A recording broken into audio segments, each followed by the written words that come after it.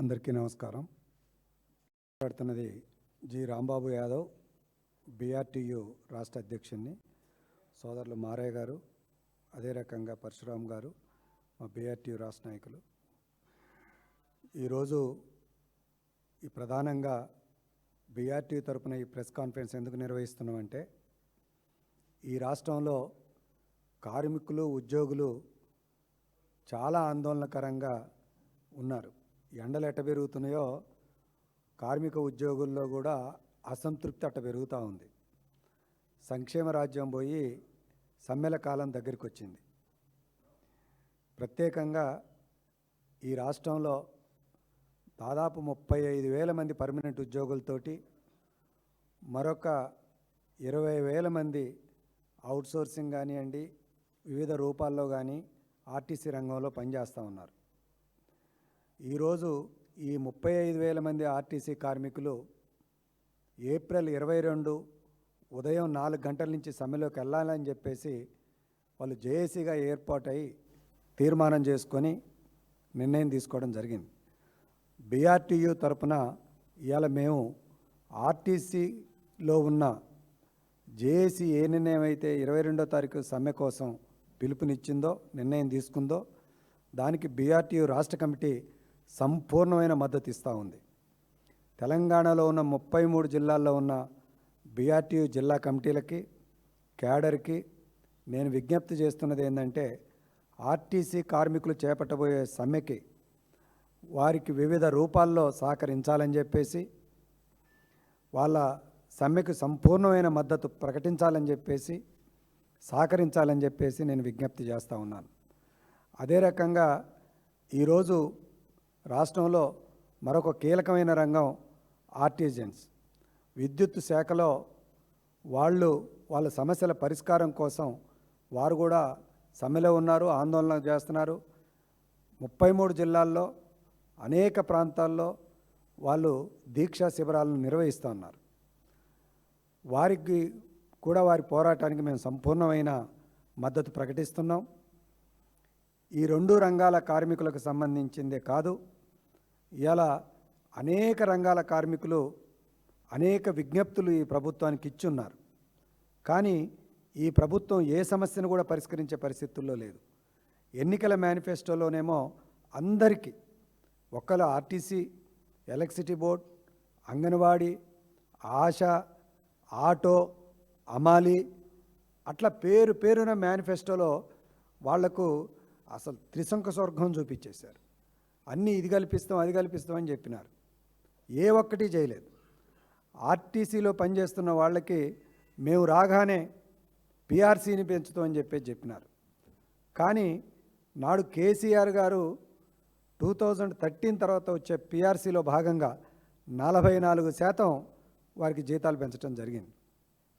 తర్వాత మళ్ళా 4 సంవత్సరాలకు ఒకసారి వాళ్లకు వేతన సవరణ జరుగుద్ది. అందులో భాగంగా 2017 తర్వాత వెంటనే 16% అయ్యారు వాళ్లకు ఇవ్వడం జరిగింది.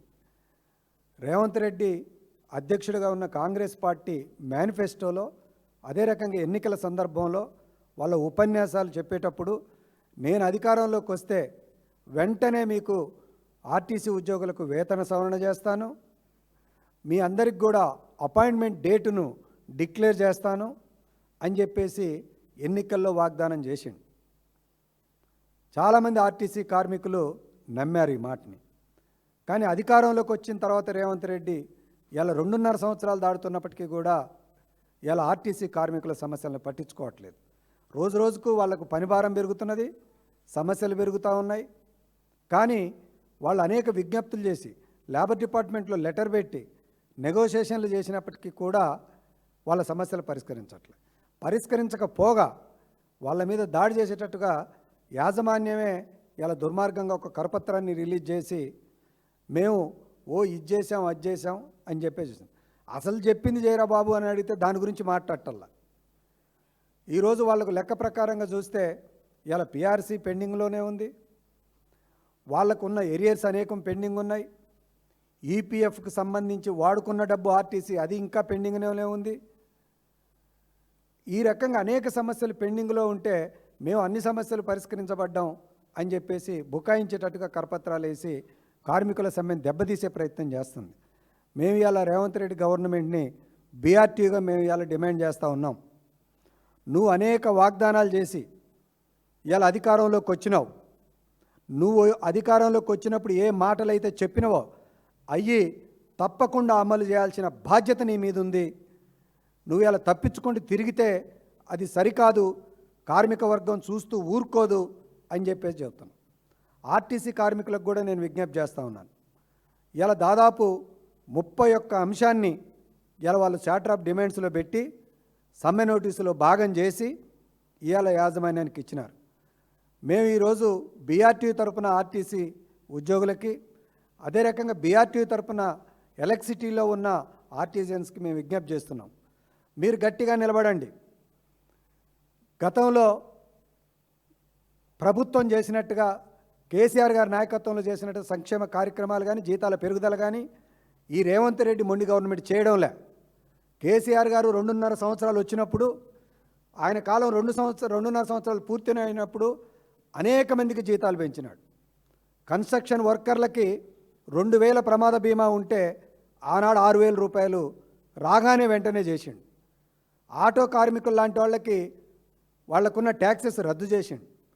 ప్రమాద బీమా ప్రవేశపెట్టిండు. ఆశాలను అంగన్వాడీని ఇంటికి పిలిపించి జీతాలు పెంచిండు. మీ ఆర్టీసీకి కూడా జీతాలు పెంచిండు. కానీ ఇలా 2.5 సంవత్సరాలైంది ఈ గవర్నమెంట్ ఏ ఒక్క రంగానికి కూడా ఇవాళ జీతాలు పెంచలేదు.